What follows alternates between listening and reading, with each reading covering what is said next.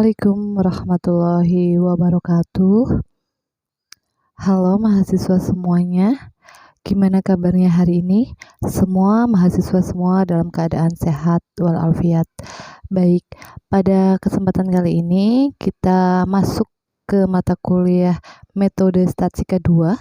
Di sini kita akan belajar bab 1, yaitu terkait dengan distribusi sampling rata-rata dan distribusi sampling proporsi. Pertemuan ini kita khusus akan membahas itu sehingga nanti akan dibagi menjadi 2 pokok bahasan, yaitu distribusi sampling rata-rata, kita bahas sampai selesai, baru nanti kita lanjutkan ke distribusi sampling proporsi. Dengan saya dosen pengampu kalian, yaitu Nuraini Muhasanah MPD. Baik, sebelum masuk ke distribusi sampling, kita mengingat dulu materi-materi sebelumnya, pendahulunya. Kalian harus tahu dulu apa yang disebut dengan populasi, sampel, baru nanti kita bisa masuk ke distribusi sampling tersebut. Populasi itu sendiri adalah kumpulan dari seluruh kemungkinan orang-orang dan ukuran lain yang menjadi objek perhatian atau kumpulan objek yang menjadi perhatian. Jadi yang disebut dengan populasi itu adalah kumpulan dari beberapa ukuran, kemungkinan orang-orang atau ukuran yang menjadi suatu perhatian, di mana pastinya objek-objek itu mesti punya definisi. Ini adalah kumpulan apa? Buah, atau kumpulan siswa, atau kumpulan mahasiswa, itu disebut dalam populasi. Dan populasi itu sendiri itu terbagi menjadi 2, yaitu populasi terbatas dan populasi tidak terbatas. Untuk populasi terbatas adalah suatu populasi yang unsurnya terbatas berukuran N. Jadi ukuran dari populasi itu terbatas, jadi mungkin dibatasi oleh 100 orang, atau 1000 orang, atau 1 juta, dan lain-lain. Jadi jumlahnya dari populasi itu dibatasi sebanyak N. Contohnya, populasi bank, populasi mahasiswa FEB, Unsud, dan sebagainya.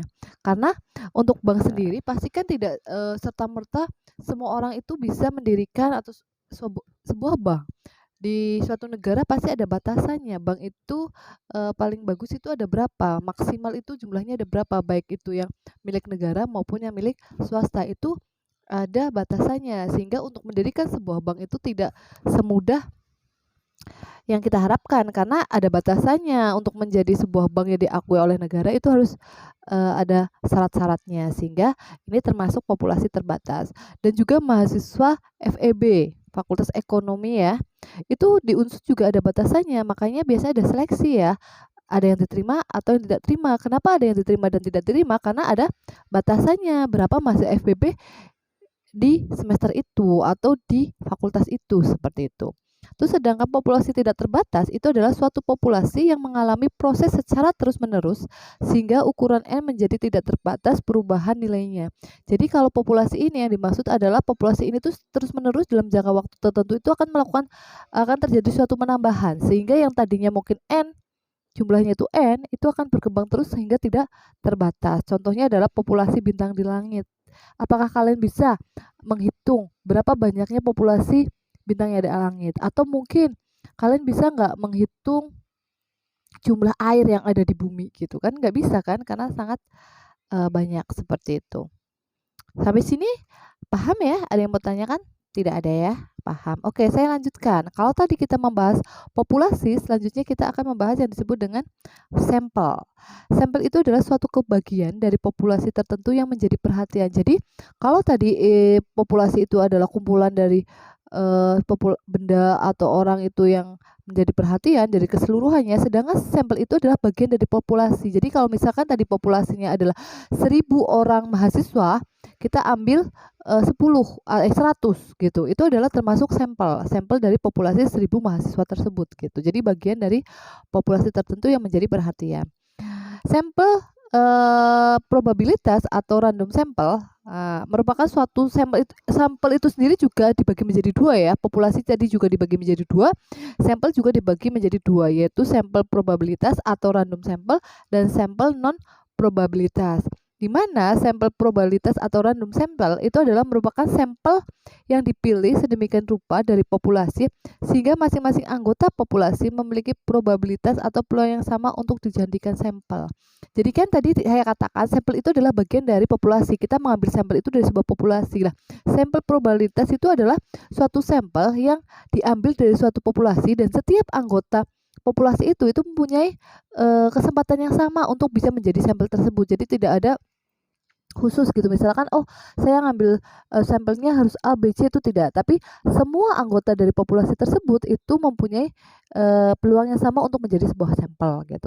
Sedangkan sampel non probabilitas itu adalah suatu sampel yang dipilih sedemikian rupa dari populasi sehingga setiap anggota tidak memiliki probabilitas atau peluang yang sama untuk dijadikan sampel. Kalau non probabilitas itu kita memilih sampelnya itu dengan tujuan tertentu yang dengan syarat-syarat tertentu. Misalkan kita ngambil suatu sampel itu untuk tujuan tertentu ya, misal untuk meneliti sesuatu yang syarat-syaratnya harus dipenuhi. Ini menggunakan sampel non probabilitas. Tapi kalau suatu penelitian yang sebutannya udah sembarang aja, kita milih sampelnya itu random, semuanya punya kemungkinan yang sama, itu adalah masuk ke sampel probabilitas. Begitu, itu perbedaannya. Selanjutnya setelah kita mengulang atau mengingat kembali terkait populasi dan sampel, kita baru masuk ke sampling. Apa sih itu sampling gitu kan? Karena judul dari bab ini adalah distribusi sampling. Jadi kita artikan dulu sampling itu apa sih gitu kan. Ternyata sampling itu sendiri adalah cara pengambilan atau pengumpulan data hanya sebagian elemen anggota dari populasi atau cara pemilihan sampel dari populasi yang akan diteliti, itu yang disebut dengan sampel. Jadi sampel ini adalah suatu cara atau metode pengambilan data sebagai elemen atau anggota dari populasi atau cara pemilihan sampel dari populasi yang akan diteliti. Jadi sampling itu ada cara pada saat kita akan mengambil suatu data dalam sebuah penelitian di mana anggota atau subjek penelitian itu diambil dari sebuah populasi atau pemilihan sampelnya itu diambil dari suatu populasi yang akan diteliti. Jadi misalkan kita akan suatu meneliti apa namanya? Meneliti apa ya? Meneliti penyebab penyebab prestasi belajar di suatu program studi itu rendah. Misalkan program studi matematika, berarti kan populasinya adalah mahasiswa matematika. Nah kita kan nggak mungkin akan meneliti mahasiswa matematika keseluruhan kalau jumlahnya sampai ribuan.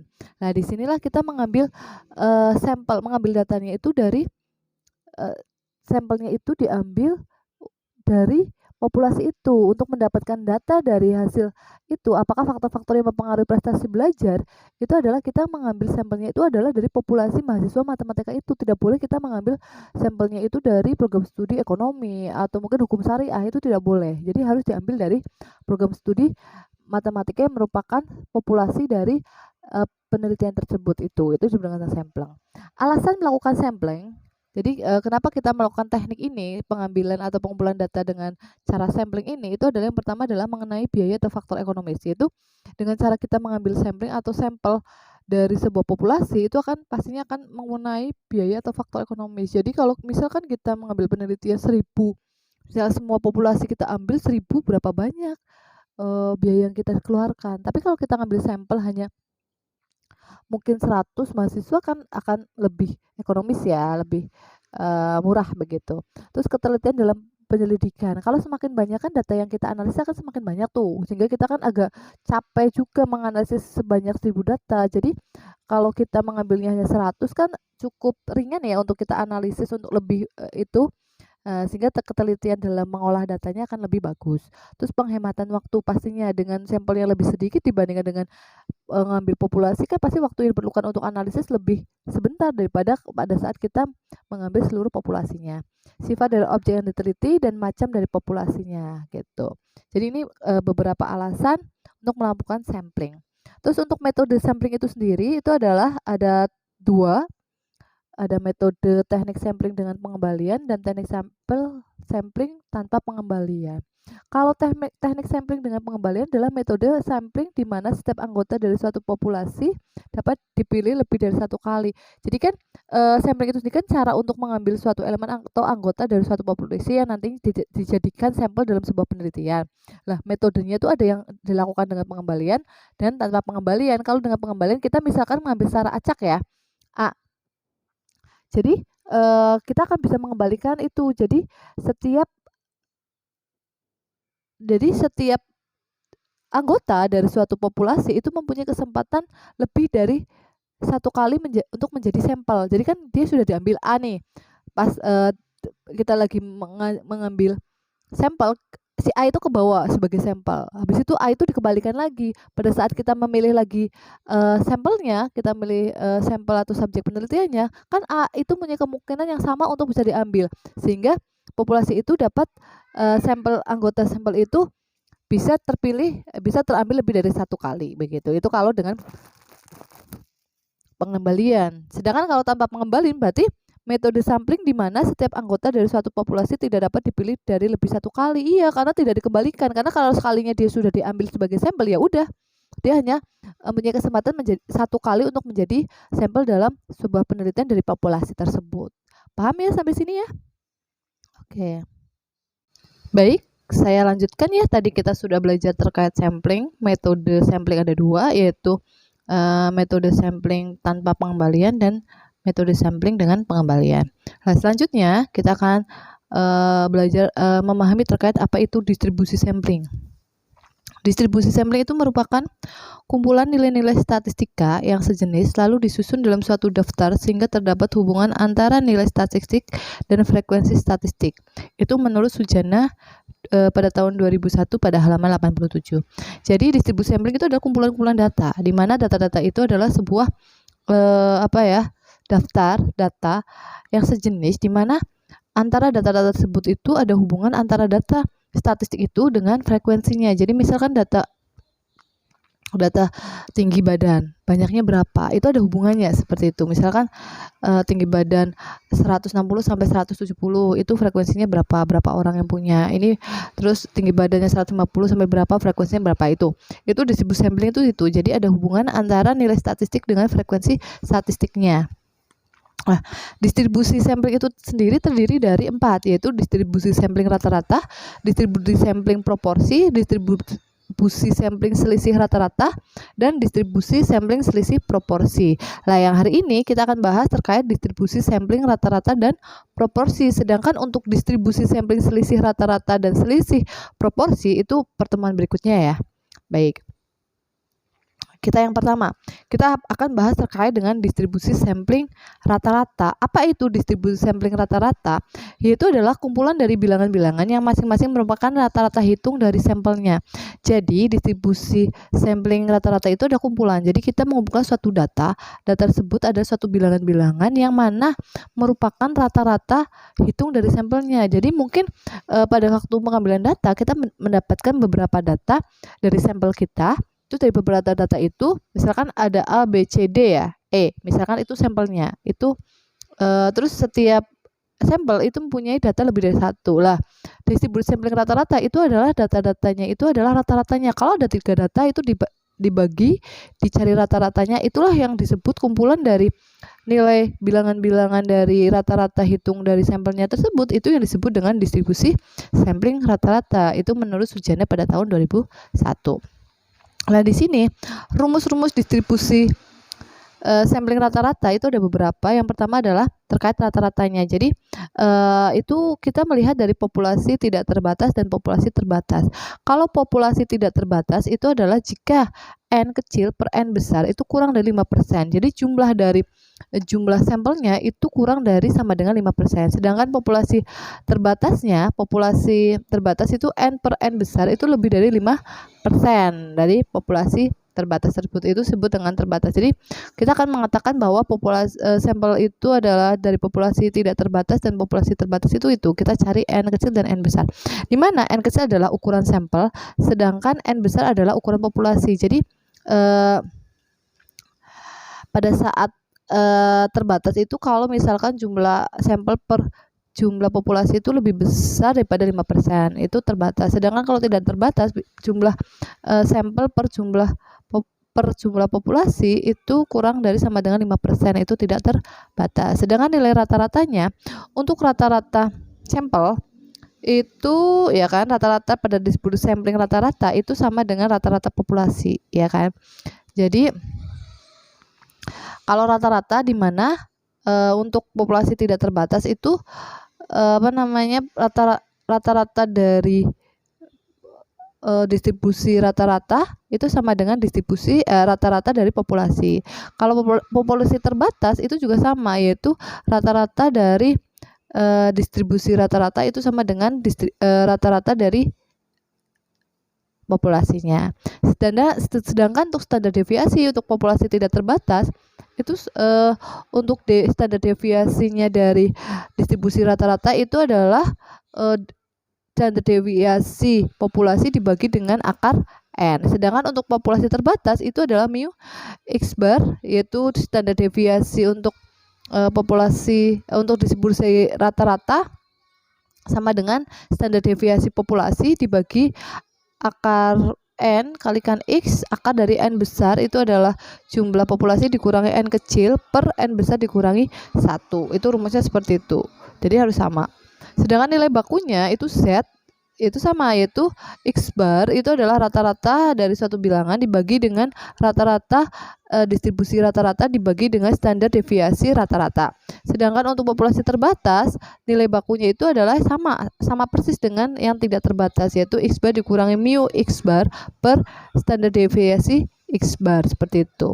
Jadi yang perlu kalian ketahui, n itu adalah ukuran sampel, x bar itu adalah rata-rata sampel, s adalah standar deviasi sampling, mu adalah sigma adalah standar deviasi populasi, mu x bar adalah rata-rata pada distribusi sampling rata-rata, sigma x bar itu adalah standar deviasi pada distribusi sampling rata-rata, akar n besar min n per n besar min 1 adalah faktor koreksi, sedangkan n besar itu adalah ukuran populasi, mu itu adalah rata-rata populasi, begitu. Jadi dari keterangan ini kalian bisa memahami di sini ada untuk rumus-rumus pada distribusi sampling rata-rata itu dibagi menjadi dua, yaitu populasi tidak terbatas sama populasi terbatas. Seperti ini, perbedaannya ada di standar deviasinya. Sedangkan untuk rata-rata dan nilai bakunya itu antara populasi tidak terbatas sama terbatas itu hampir sama, begitu. Sampai sini paham ya? Paham. Oke, kita akan masuk ke contoh soal terkait dengan distribusi sampling rata-rata. Di sini soalnya adalah ABC Company memproduksi remote control. Jadi ada sebuah perusahaan yang memproduksi remote control dengan menggunakan 2 baterai. Jadi remote controlnya menggunakan 2 baterai. Rata-rata umur baterai yang digunakan di produk ini adalah 35 jam. Rata-ratanya baterainya itu 35 jam itu biasanya baru mati atau rusak gitu ya. Distribusi umur baterai mendekati distribusi probabilitas normal dengan standar deviasi 5,5 jam. Sebagai bagian dari program pengujian diambil sampel sebanyak 25 baterai. Hitunglah probabilitas umur baterai lebih dari 36 jam. Jadi di sini yang diketahui adalah mu, yaitu rata-rata dari baterai tersebut itu adalah 30 jam. Terus standar deviasi sigma ya 5,5. Terus n itu adalah sampel ya, n kecil ya karena diambil 25 baterai. Sedang yang ditanyakan adalah probabilitas lebih dari 36 jam.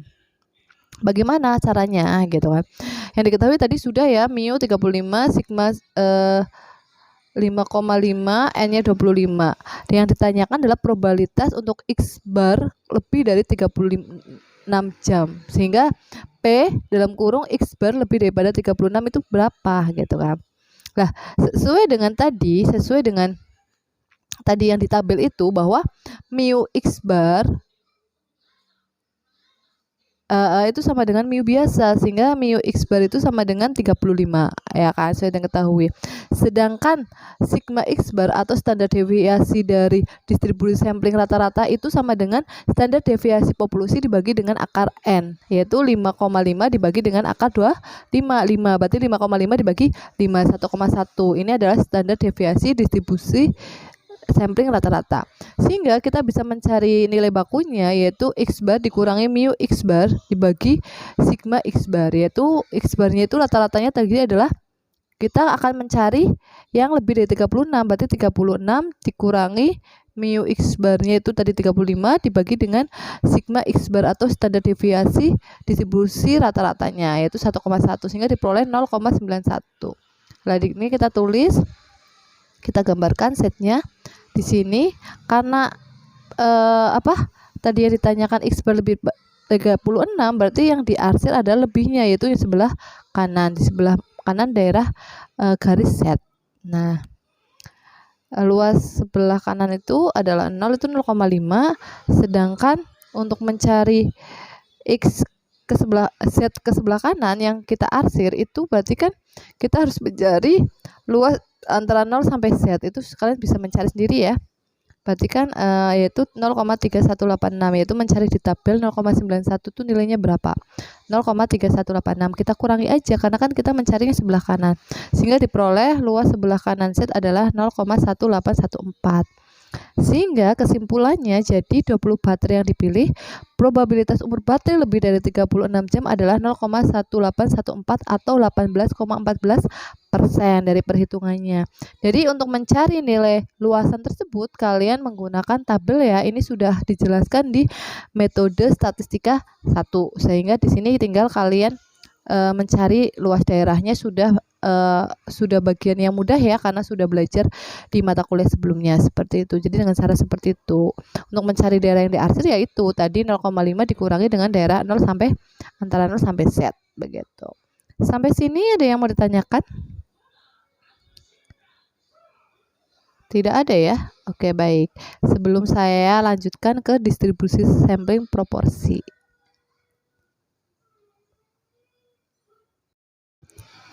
Baiklah, kita lanjutkan materinya ya.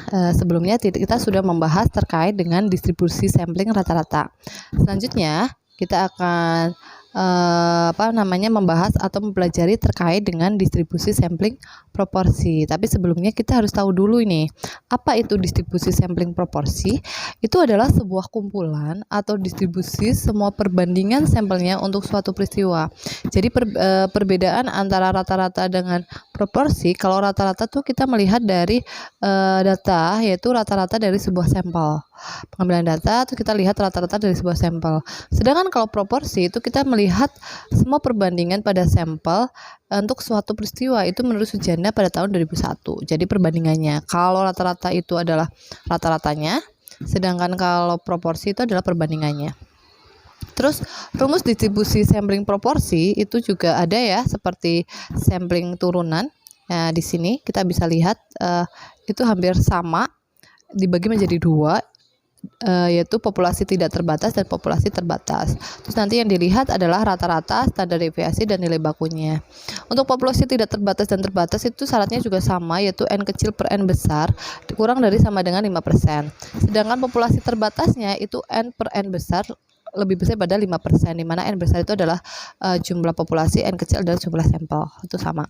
Sedangkan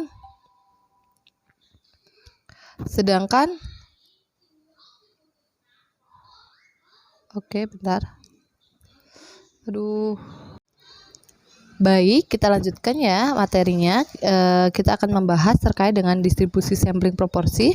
Yang sebelumnya kita sudah membahas terkait dengan distribusi sampling rata-rata. Tapi kita harus tahu dulu apa itu distribusi sampling proporsi.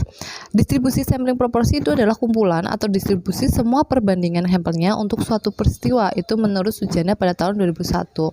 Perbedaannya, kalau distribusi sampling rata-rata itu kita melihat rata-rata dari sebuah sampel dalam suatu peristiwa dalam pengumpulan datanya. Sedangkan kalau proporsi itu kita melihat perbandingan antar perbandingan sampelnya dalam suatu peristiwa. Nah, itu definisinya. Selanjutnya kita akan memahami terkait dengan rumus distribusi sampling proporsi. Itu hampir rumusnya juga pembagiannya hampir mirip ya dengan rata-rata, cuma rumus-rumusnya itu yang nanti yang berbeda. Di mana pembagiannya itu menjadi dua, yaitu populasi tidak terbatas dan populasi terbatas. Terus nanti yang dilihat itu sama juga, yaitu rata-rata, standar deviasi, dan nilai baku. Nah, di mana untuk populasi tidak terbatas itu N kecil per N besar itu lebih kecil sama dengan 5%, atau jumlah sampel per jumlah populasi itu kurang dari sama dengan 5%. Sedangkan populasi terbatasnya itu N kecil per N besar itu lebih besar dari 5%. Untuk rata-ratanya sendiri itu mu x per n itu adalah rata-rata dari distribusi proporsi sama dengan pi-nya. Sedangkan untuk populasi terbatas itu sama, mu x per n itu sama dengan pi-nya. Pi-nya itu adalah proporsi distribusi ya. Pi-nya adalah proporsi proporsi sampel. Jadi sama dengan populasinya. Pi itu adalah proporsi populasi, sedangkan mu x per n itu adalah proporsi sampelnya gitu. Jadi sampel sama populasi itu sama. Sedangkan standar deviasinya itu adalah sigma x per n atau standar deviasi dari sampel itu sama dengan akar dari pi kali 1 min pi per n. Sedangkan untuk populasi terbatasnya, rumus untuk populasi terbatasnya itu adalah sigma dari sampel atau x per n itu sama dengan akar dari pi kali 1 per pi per n kali x akar dari n besar dikurangi n kecil per n besar dikurangi 1. Sedangkan nilai bakunya untuk set sendiri itu adalah x per n ya. Berarti kan sampelnya ya itu dikurangi dari mu x per n. Jadi yang kita cari per sigma x per n. Jadi standar deviasi dari sampelnya. Untuk populasi terbatas juga sama seperti populasi tidak terbatas, yaitu sigma sama dengan x per n dikurangi mu x per n per sigma x per n, di mana keterangannya n kecil itu adalah ukuran atau banyaknya sampel, n besar adalah ukuran atau jumlah populasi, x per n itu proporsi sampelnya, sedangkan pi itu adalah proporsi populasinya, mu x per n itu adalah rata-rata pada distribusi sampling proporsinya. Jadi kalau mu itu adalah nilai rata-ratanya ya pada distribusi sampling proporsi, sedangkan sigma x per n-nya itu adalah standar deviasi pada distribusi sampling proporsinya. Sedangkan untuk akar n besar per n besar min 1 itu adalah faktor koreksinya. Jadi untuk melihat koreksinya. Jadi itu rumus-rumus yang perlu kalian pahami yang bisa kalian gunakan pada perhitungan pada distribusi sampling proporsi. Kita itu ya. Ada yang mau tanyakan sebelum kita ke contoh soal? Baik, kalau tidak saya akan masuk ke contoh soal. Di sini contoh soal dari distribusi sampling proporsi itu adalah sebuah bakery store bear. Jadi ada sebuah toko bakery yang namanya Beer menemukan bahwa pembelian dilakukan oleh 20% dari pelanggan yang memasuki tokonya. Jadi 20% dari pelanggan yang masuk itu membeli. Suatu pagi terdapat sampel acak sebanyak 180 orang memasuki toko. Sampel berarti N kecil ya. Berapa probabilitas pelanggan yang membeli kurang dari 15%? Nah, kita harus nyari nih. Yang diketahui tadi penyelesaiannya N kecilnya adalah 180, kita ngambil sampel. Sedangkan membeli itu kan sama dengan probabilitas ininya ya. Proporsinya yaitu 20%, berarti 0,2. Maka kita yang ditanya adalah probabilitas x per n kurang dari 15%. Dan itu berarti kan sampelnya ya, x per n-nya. Maka kita harus tahu dulu bahwa mu x per n itu sama dengan pi, yaitu 0,20. Maka kita harus mencari standar deviasinya, yaitu standar deviasi dari sampel proporsinya, yaitu akar dari pi kali 1 min pi per n. Kita masukkan pi-nya 0,20 dikalikan 0,80 per 100, n-nya adalah 180, diperoleh 0,029814239. Nanti kita sederhanakan ya. Nggak disederhanakan ding kalau perhitungan ini, sehingga dengan adanya mu x per n dan sigma x per n atau rata-rata proporsi dan standar deviasi proporsinya itu ada, berarti kita bisa mencari nilai bakunya setnya.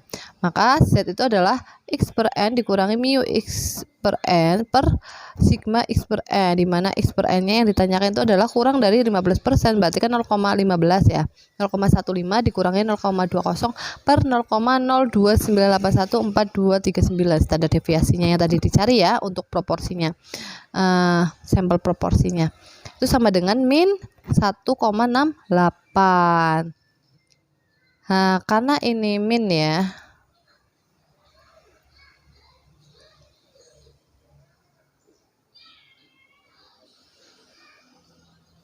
kayaknya ini gambarnya agak kurang. Ini gambarnya kayaknya kurang bagus ya. Harusnya kalau digambarkan dalam lonceng ini ya, distribusi normalnya itu min 1,68 itu sebelah kiri ya. Sebelah kiri berarti kan ini karena kurang dari min 1,68 berarti kan nanti sebelah kiri juga. Jadi 0,05 dikurangi ini 0 sampai setnya berapa, sama seperti itu. Jadi hasilnya itu. Cuma ini yang diarsir itu sebelah kirinya. Ini kebalik. Ini masih contoh yang tadi ya. Nanti diperbaiki lagi. Sampai sini ada yang mau tanyakan? Oke, ada yang mau ditanyakan? Tidak? Tidak ada ya. Ini paling ini aja. Kalian nanti coba membuatkan ininya aja dulu. Distribusi normalnya, gambar distribusi normalnya, karena ini min 1,68 ya di sebelah kiri gitu, karena minus ya di sebelah kiri 0 begitu. Tapi cara mencarinya sama karena yang di-arsir itu sebelah kirinya, sehingga untuk mencari itu kan sama aja, daerahnya 0,05 begitu. Ada yang mau tanyakan? Kalau tidak ada, saya cukupkan saja ya. Nanti kita lanjutkan ke latihan soalnya. Sudah saya siapkan untuk latihan soal kalian begitu.